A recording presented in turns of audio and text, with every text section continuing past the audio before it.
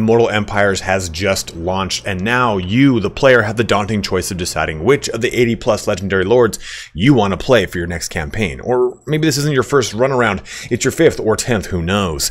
In this new series, I want to help guide you through deciding which lord to choose by giving you a no spoiler breakdown of each campaign divided by their faction or race. I'll go through each legendary lord, giving you a brief summary of their abilities and what their campaign play is like to help you decide which is the right one for you. Now, I've organized these from the ones I enjoy the least to the ones I enjoy the most. So best to worst, worst to best, whatever.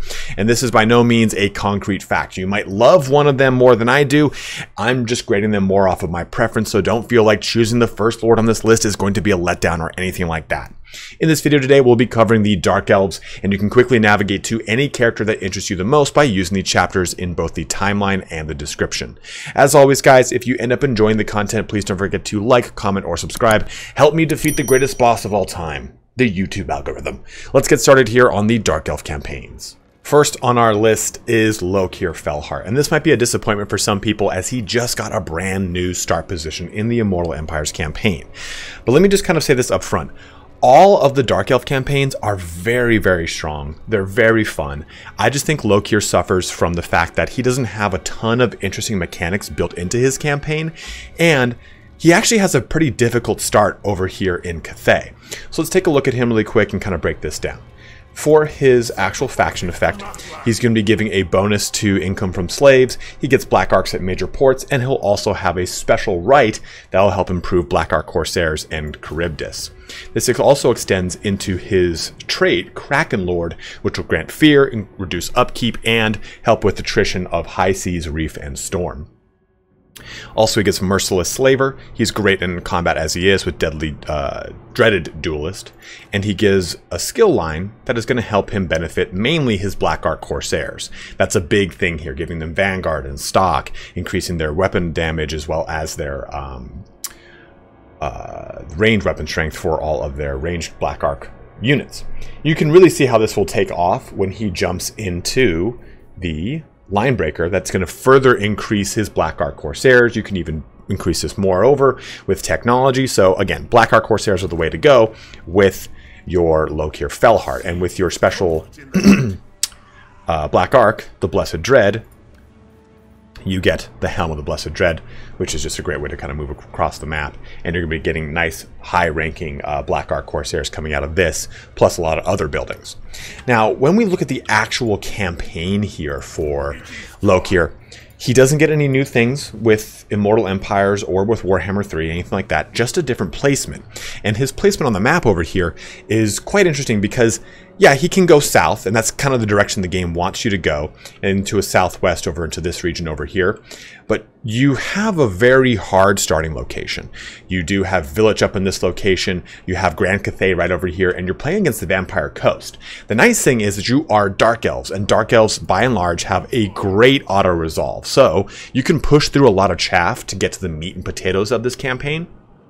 But I think that the big thing you're doing with this campaign is playing very heavily with the slave Ditkas.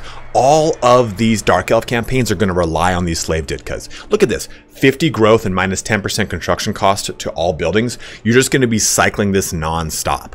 And if you just keep jumping from location to location and looting and occupying, you can then use this to further increase the control that you're tanking by looting and occupying. So the one big thing that Lokhir does have going for him is that he kind of has the ability to jump off of his start location, I think, easier than everyone else, and just simply use the sea lane over here and leave this area entirely. I think it's like right over here. And because he's a Dark Elf, he gets -1 to the turn time that it would take to use a sea lane. So this allows you to navigate across the map quite quickly. I just find that personally, Lokhir is one of my favorite characters in lore, but he just kind of suffers from lack of interesting mechanics and a lack of an interesting start, and quite a difficult start too at that. So it makes him a very hard campaign to really get into when you could jump to any one of the other Dark Elf lords and really just kind of start popping off immediately. Moving into the newest of the legendary lords for the Dark Elves, we have Rakarth. And again, this is not a character that is boring or bad. It's number 2 on our list here, but it's actually really fun. So faction effects under the lash. You have your monster pens that gives you access to things. With the Warhammer 3 and Immortal Empires, we get access to more monsters to pull from. Forces do not receive vigor penalties from rating stance, and upkeep minus 10% for all monstrous units, which is very much needed because you will be pulling in a ton of units that you cannot affect the upkeep from through technologies or skills. So keep that all in mind. Looking at his traits, he gets Beast Lord, which is going to help with the recruitment of those beasts, and it helps with their what's it called? Their melee defense as well. And he gets the ability Whiplash as well as Beast Lord's Gaze. Where is that? Oh, there it is. And that's going to help out right here by augmenting some damage. And then Beast Lord's Gaze, which is going to stop Rampage, which is crucial, but helps with leadership and damage resistance as well. He does start off right out the gate, too, with the Beast Armor of Karen Carr, which is just really, really nice. If we look over here, it just is part of this whole entire situation, that he's going to now get the Whip of Agony that adds into this, giving him control and recruitment rank +4 for monsters. So you can really see that this character can pop off when it comes to any kind of monster production. And that is, of course, what you would expect with a character that is focused on being a Beastmaster, getting these really, really high rank, really strong War Hydras, Charybdis, all sorts of benefits for your Scourge Runner and Reaper Bolt Throwers, which is really nice here. Your Pack Hunter, this is going to help out with your Cold One recruitment. Cold One Knights, Cold One Dread Knights, and Cold One Chariot. So across the board, they also get stocked, which is just lovely. And then Apex Predator. Weapon strength 10% for your Black Dragon units, and he himself, of course, gets his own Black Dragon Brachus. So looking at this actual campaign, it is really nice because you start over here in Lustria, and Lustria has changed in Immortal Empires. It is no longer this jam-packed location filled to the brim with legendary lords. You do have Kotep right here, Mazdamundi's up here as well. Oh, no, I'm sorry, Mazdamundi's more like right there. As the Isthmus of Lustria. So you have a lot of really great expansion options. You're not really crowded for anything, and both you get the ability to confederate. After you get 2,500 slaves, you can confederate Karen Carr, and you can actually go move back up to Nagrath if you so wish. But I think that you have Lustria pretty much entirely in the palm of your hand, and you can take the Turtle Isles very quickly within your first set of turns and jump over here. I really, really, really enjoyed this campaign, especially with the expansion to the monster pen. You have the ability to just grow so many monsters so fast, and you're having bears in your army now here, just going over to Kislev if you so wish, using the sea lanes. So I find this to be a really fun campaign because it definitely has that kind of build your own adventure built into it, which I enjoy. Now, you will not get the benefit of doing much diplomacy with a lot of other factions because you're just not, I'm sorry, a lot of other Dark Elf factions, because you're just not really around them like you will be for the rest of the other lords we're going to talk about.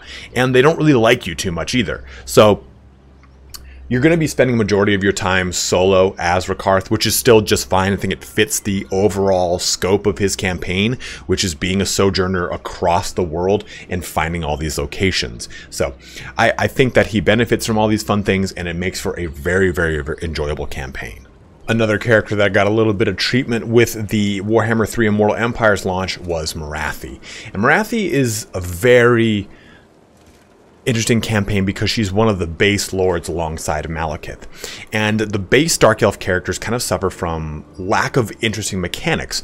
But as you can clearly see, that doesn't necessarily mean they're not a fun campaign, because Morathi now has a slew of stuff aimed at Slaanesh Corruption. So taking a look at her faction effect, she now spreads Slaaneshi Corruption, and she can recruit Demonettes.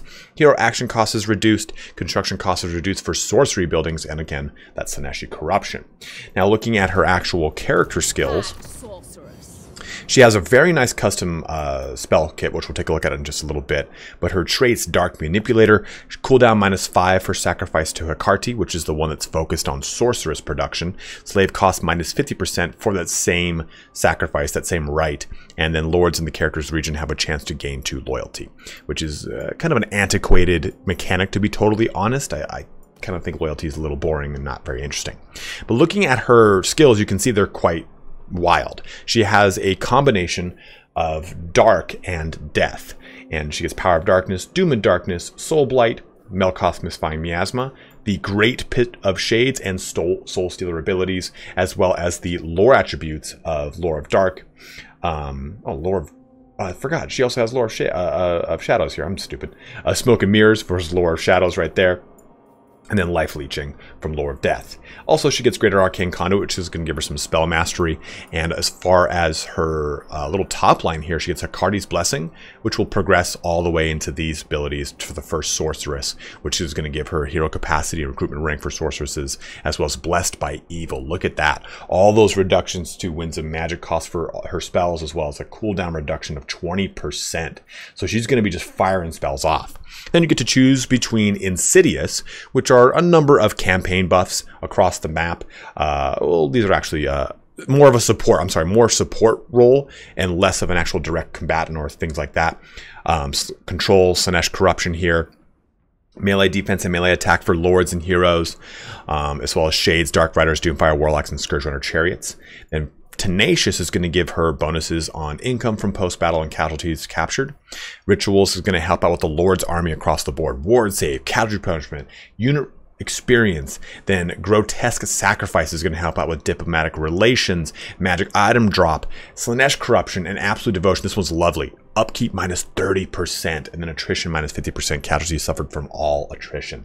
So you can see that her abilities actually stack up really well. And, ooh, Enchanting of Beauty. I forgot about this one. She has a special portion of her yellow line that gives her this ability, which is a Hex of -5 melee attack and charge bonus minus 10%, as well as 1001 Dark Blessing spell and physical resistance for her because she has very, very, very low armor, as you can see. But what makes her so interesting is, of course, let's go jump into this for her building browser. She has this new building line. These are going to give her Demonettes, Witch Elves, and Death Hags, as well as Exalted Demonettes, all the way up to this. Now, Slaanesh Corruption for her gets completely out of control in a good way.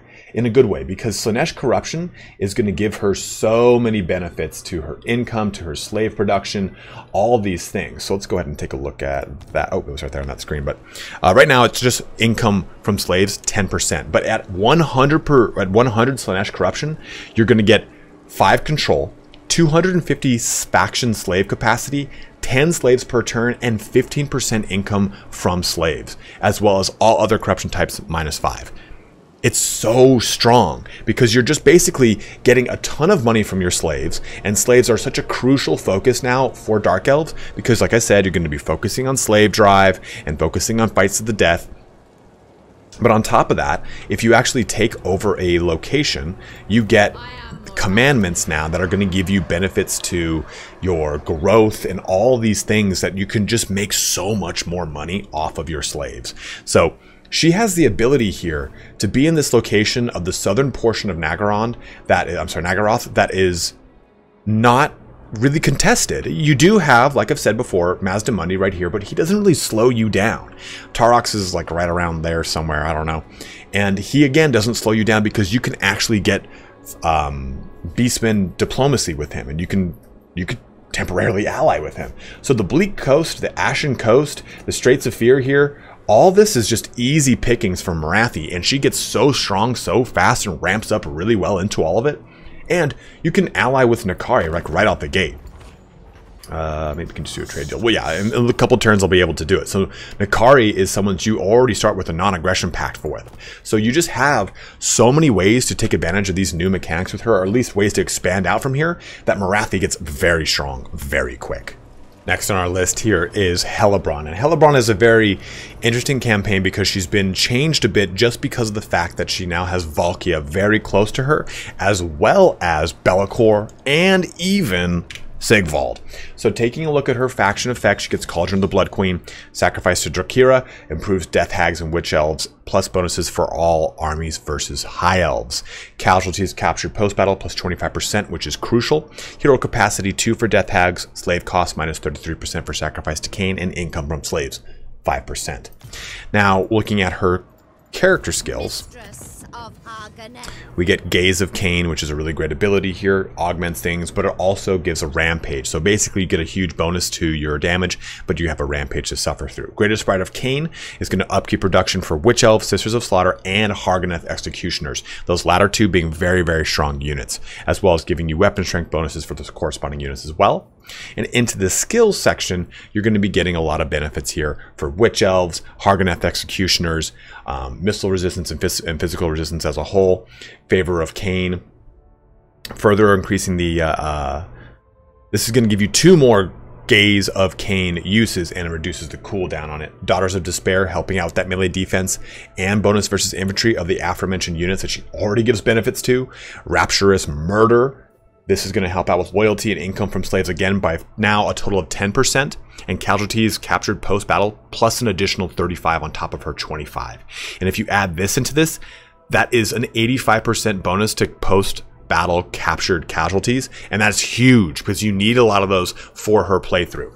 Lastly, we get Blood Queen, which is going to give unit rank +3 for Death Knight Army, hit points +12%, and then passive ability regeneration. Also, lastly, we get her Witch Brew, which can then jump into the second cauldron, and then the Secrets of the Cauldron as well here for some great benefits to her hit points. She does also have Heroic Killing Blow, which is awesome, and Blood Frenzy. So as this stacks up over the course of the total turn or total amount of time, it's going to give a ton of AP damage to her. And we get Strength through Spite, which is going to increase that melee attack and a radius around her. I mean, she's just in Kindle the Fury, which is again an even further increase here by rather than doing 5 melee attack, it's 8 melee attack and 8% base weapon damage. Her quest abilities, and this is something I haven't shown off too much with the other characters: Control, Right Cost Reduction, the Cursed Blade here. You get so many really strong things. The Amulet of Darkfire gives spell resistance and a warp save of 15%. So this all comes together in a really strong way for Hellebron. Hellebron starts right here with Valkia right over there and Sigvald like right here or so. Be'lakor right down there. So that it's actually kind of a slalom of location where she's stuck between a lot of really deadly characters, but she can get this first province in the first 3-4 turns. And then she can get the Deadwood very quickly after that. And depending upon how Valkia attacks, sometimes she might jump over here into Quark, or she might jump here into Ashrak. You're pretty much insulated. In my playthrough, I was able to kill Be'lakor very quickly, and I didn't even do it. Here is where shit gets wild. Now you have got the whole Blood Knight mechanic. I'm sorry, Death Knight mechanic for the Blood Queen. And as you can see at the top level, your armies and those of the Blood Voyage will replenish slowly, even in unknown territory. Physical resistance, perfect vigor, on-start lords have a chance to gain. Active Blood Voyages will not suffer attrition from desertion, which is huge. Control +6, leadership 10.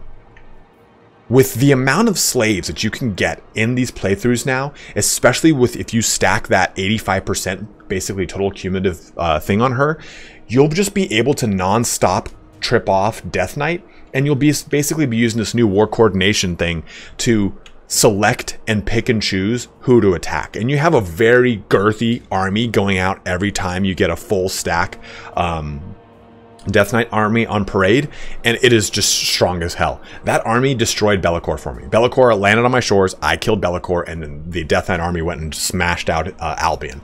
So if you want to play a playthrough, a Dark Elf playthrough, where you are utilizing that slave economy to not only make tons of gold, because I think I had like 4 grand by turn like 25, 26 with Hellebron, you are also just having a steamrolling army that can basically screen out any major threat for you. She can go over here she can go over here with Valkia and throw that army right at him and then clean up what's left. Or over here into Sigvald and do the exact same. Or even just down here and expand more into the Dark Elf region. Hellebron is very strong because of the way these new slave mechanics work and taking advantage of the new Ditka system and all that action.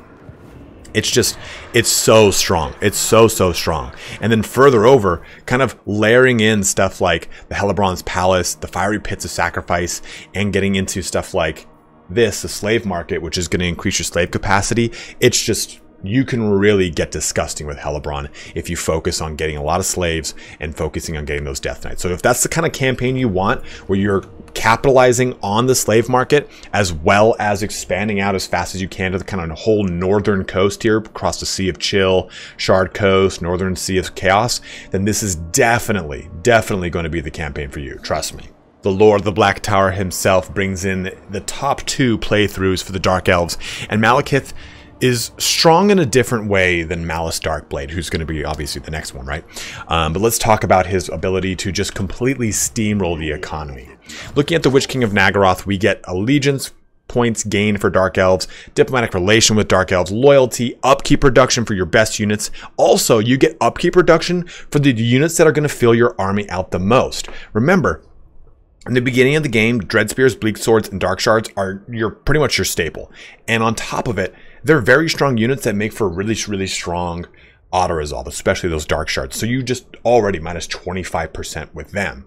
And God, he looks great. Also taking a look at his specific skill, Witch King of Nagaroth, that's construction minus 15% for all buildings. That's going to get really disgusting fast, and I'll talk about it in a second. But he has Murderous Prowess, the whole thing that they always get, but when we're looking at his skills, he is going to have access to the lore of dark magic, as well as 2 different unique lines. Tyrant or War Leader. Tyrant's going to help out with income from all buildings. Motivating Through Fear is going to income from slaves. Seditious or Sanguine is going to help out with control, corruption, and diplomatic relations with your Dark Elves. And Efforts Redoubled is going to help out with construction cost, construction time, and income from buildings, as well as growth. Lastly, you get War Leader, which is going to help with upkeep, income from post-battle, and leadership. This is going to help out with looting and sacking, as well as post-battle, what's it called? Slaves. And then Triumph of Evil, and Reach equals Grasp. So what I will say here is, in my opinion, and again, this is not a guide, it's just kind of my, oh, it also gets absolute power here. Forgot about this one. This one's awesome.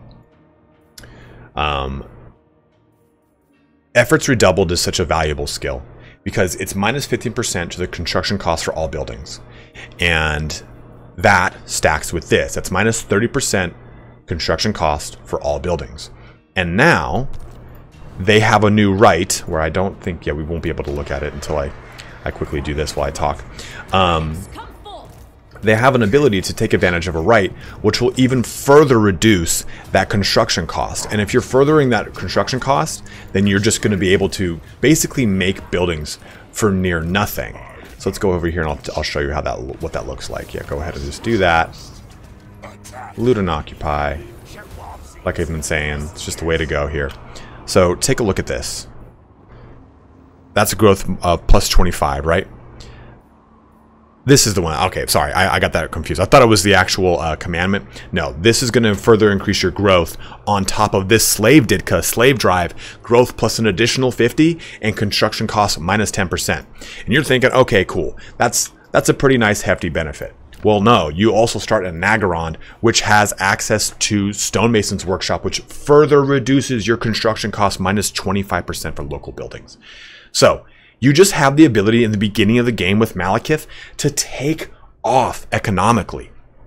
You layer in your slave drive with your ability to just drastically reduce the cost. Look at this. I'm upgrading this in like turn 1. That's so ridiculous because my construction cost reduction is just through the roof. You can basically make it so that as you expand out very quickly, you're reducing that construction cost reduction, and it allows you to just quickly jump over the altar of ultimate darkness and shut down Grombrindal before he's even a threat. And then you can shore up your defenses, take the Iron Mountains for yourself, and then just go put Valkia in a gutter. Like, you can take the things that are meant to directly threaten you out of the game within the first 20-30 turns of your playthrough of Malekith, and from there, it's arguably the same campaign as it was for Warhammer 2, but now you have a slave economy you can really abuse. Well, I guess you could always kind of abuse it before. It was kind of wild. But you could just get so fat, so strong, so fast. And Malekith himself, even though he is one of the base Warhammer 2 faction characters, he's still really cool. Like, look at all these awesome ass items he has now. I mean, he's had them before. I mean, there's nothing terribly new here. But he also has a set attached to all of them. For Allegiance gain, wins a magic power reserve here. And you can see that he can have so many nice passive abilities with Supreme Spell Shield, Destroyer, Circlet of Iron, A lot of these used to have active casts before, and now they're just more passive and things are a little bit more easy to use. Attacks cause discourage. So you get the chance to have this really disgustingly powerful lord at the head of his parent faction that then can be so strong on the campaign map by being able to just expand wildly and quickly. Because really, once you take out Grombrindal and Valkia and you secure pretty much the Iron Mountains over here, the Iron Coast, just keep in mind, this is suitable for you. These two locations are not. Eldar Spire and Dracula Spire are, what is this? They are mountains, so they're unpleasant for you. But getting over here to the Rakdo Gorge, you can take this out. And after that, you pretty much have carte blanche to just go wherever the hell you want. Taking out the Spiteful Peaks will give you a Grand itself, which is right here, has a gold mine, which further increases your gold income. So you just have so many abilities and so many ways to get out of control as Malekith. So if you want to play a campaign where you are the king of your faction, quite literally, and you have the ability to just completely take that faction and go wherever you want and have ultimate power and control, this will be the campaign for you. All right, the best campaign for the Dark Elves, in my opinion, is Malus Darkblade. And there's a bias here. He's my favorite character of the Dark Elves. But what I think I like about Malus so much, and why this campaign I think would be for you, is because he himself is such a strong character that he could probably solo most of the things you fight when you fight through his campaign. That's why I enjoy him personally. Malekith is the beast that it can be on a dragon with all these spells and a huge army and a massive nation, but Malus Darkblade is just the Super Saiyan of Dark Elves that just gets so strong in and of himself. Let's take a look at his abilities, see how this all expands out. Get the Tyrant of Haggrafe, so he can be possessed by the demon Zarkan. If you know anything about the lore book for him, I can tell you it's quite fun. Books.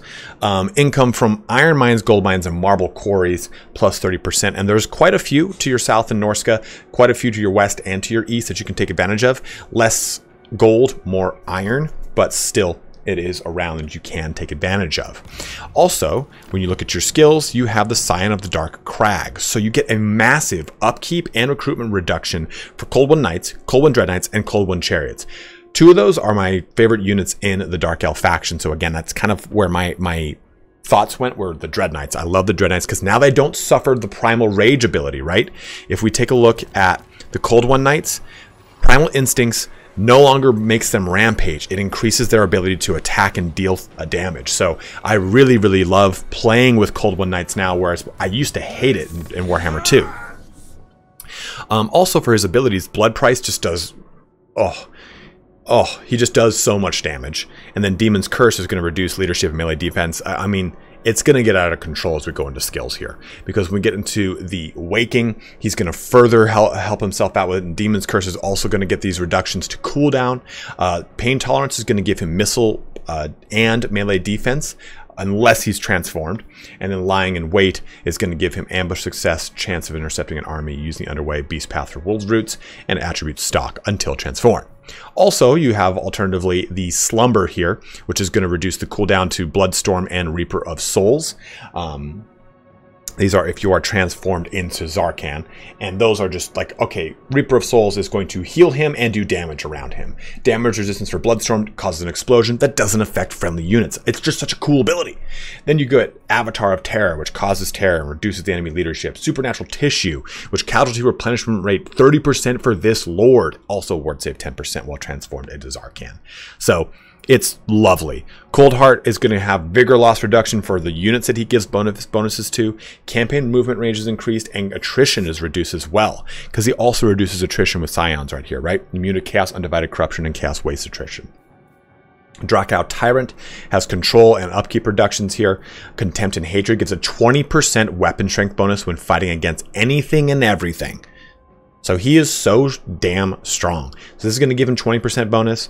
Woundmaker is going to give him an additional 20% bonus on it. Eternal Hatred is going to give him an additional 6%, but a 10% when fighting against High Elves. So as you can see, he's a beast. Also, Sadistic helps out with AP damage. He only gets access to Spite, but Spite is a great little mount for himself, and for his quest items, he gets the Warp Sword of Cain, which is going to help out with an additional 15% weapon strength and the Warp Sword of Cain passive ability. Like I said, this guy is just a one-man beat squad. It is just the way he goes, and that is cool with me. It's what I want when I play Malus Darkblade.